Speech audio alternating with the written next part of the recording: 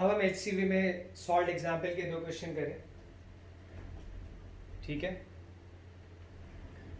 Page number 42 पे question number 7, page number 42 पे question number 7।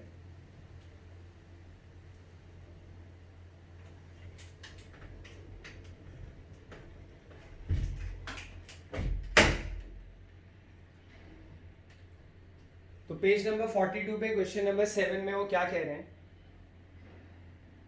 A police inspector in a jeep is chasing a pickpocket on a straight road. The jeep is going at its maximum speed v, assumed uniform.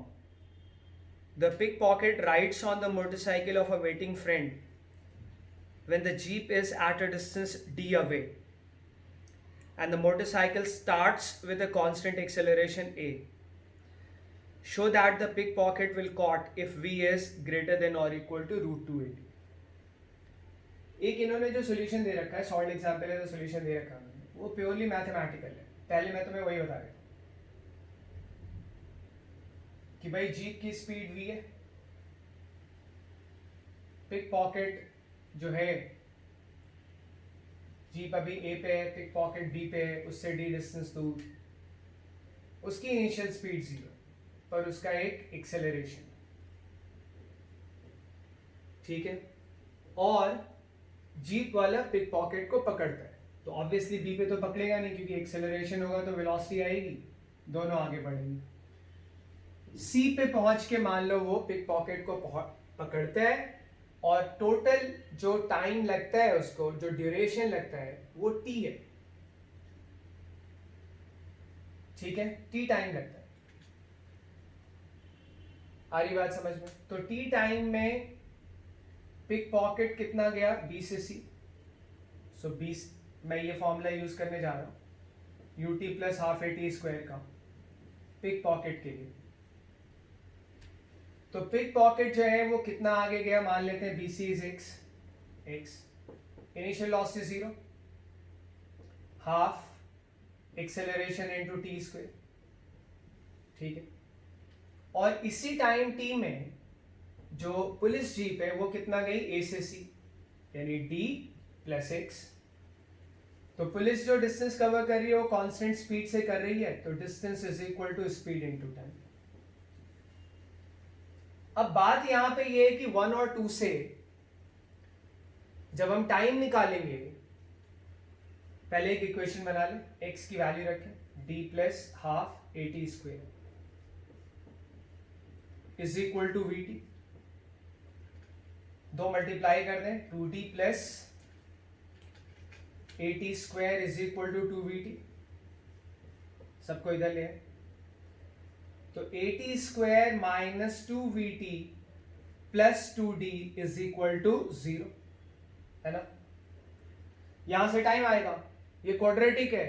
अगर यहां से time imaginary आया, इसका मतलब क्या लगाओगे कि जीप वाला इमेजिनरी टाइम में पकड़ रहा होगा, यानी सपने में पकड़ रहा होगा शायद, यानी जीप नहीं पकड़ पाए। यहां से टाइम की वैल्यू आएगी कि कितने टाइम के बाद वो उसको पकड़ेगा, और जो कितने टाइम के बाद वो उसको पकड़ेगा, वो जो टाइम है वो रियल होना चाहिए। और वो रियल कब होगा, जब डिस्क्रिमिनेंट इसका ग्रेटर देन और इक्वल टू 0 होगा। डिस्क्रिमिनेंट निकाल लो, क्या आएगा 4v स्क्वायर, ठीक है, माइनस 4ad 8ad कर लेना, तो 4ac का फॉर्मूला ग्रेटर देन और इक्वल टू 0, 4 कैंसिल कर दो, v स्क्वायर क्या आएगा ग्रेटर देन और इक्वल टू 280, v क्या आ जाएगा ग्रेटर देन और इक्वल टू रूट 280, रूट ले सकते हैं क्योंकि v पॉजिटिव है, ये भी पॉजिटिव है, तो इनइक्वालिटी में रूट ले सकते हैं। तो v क्या आ गया, स्पीड क्या आ गई, स्पीड जो जीप की होनी चाहिए that must be greater than और इक्वल टू 2t। तो ये ट्रीटमेंट पूरी तरह से मैथमेटिकल है ना, ये ट्रीटमेंट पूरी तरह से मैथमेटिकल है। और हम फिजिक्स पढ़ रहे हैं, मैथ्स तो पढ़ नहीं रहे हैं, ठीक है। हालांकि मैं मैथ्स भी पढ़ाता हूं पर मैथ्स नहीं पढ़ रहे, तो इसको फिजिकली देखें,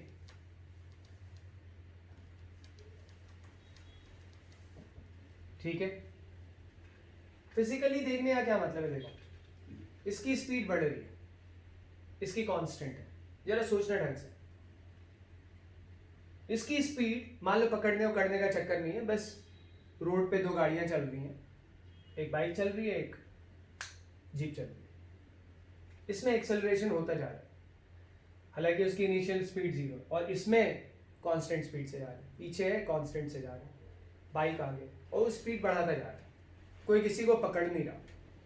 इसकी स्पीड 0 से बढ़ के कभी ना कभी तो v आएगी ना, अगर एक्सेलरेट हो रहा है तो 0 से बढ़ के कभी ना कभी तो v आ जाएगी, आएगी कि नहीं आएगी? जब एक्सेलरेशन होते ही जा रहा है, पकड़ा उकड़ा नहीं है, मान लो एक्सेलरेशन होते ही जा रहा है, आएगी v। अच्छा, जब इसकी स्पीड v आती है, सपोज करो पकड़ नहीं रहा, जिस इंस्टेंट पे इसकी स्पीड v आएगी, उस इंस्टेंट पे अगर जीप वाला उससे पीछे है तो जीप वाला उसको कभी नहीं पकड़ पाए। क्यों? जिस इंस्टेंट पे बाइक वाले की स्पीड v आई, मान लो यहां पे जाके बाइक वाले की स्पीड v आ गई बढ़ते बढ़ते, जीप वाला उससे पीछे, जीप वाले की स्पीड v, अब जीप वाला उसको कभी पकड़ नहीं सकता। क्यों? एक तो पीछे है, दूसरा अब इसकी स्पीड बढ़ जाएगी। क्लियर है? ये पॉइंट समझ आ रहा है? तो जिस इंस्टेंट पे बाइक वाले की स्पीड v आनी है या आती या आएगी, उस इंस्टेंट पे जीप वाला या तो उसके पास होना चाहिए या उससे आगे होना चाहिए। अगर उससे आगे है, इसका मतलब पहले उसने पकड़ लिया होगा उसको। तो फिजिकली हम इसको देखें तो हम कह सकते हैं जिस इंस्टेंट पे बाइक की स्पीड v हो रही है, उस इंस्टेंट पे, यानी जितने टाइम के बाद बाइक की स्पीड v हो रही है, उतने टाइम में कार वाला या तो उसके पास होना चाहिए, जस्ट पकड़ लेगा उसको, या फिर उससे आगे होना चाहिए।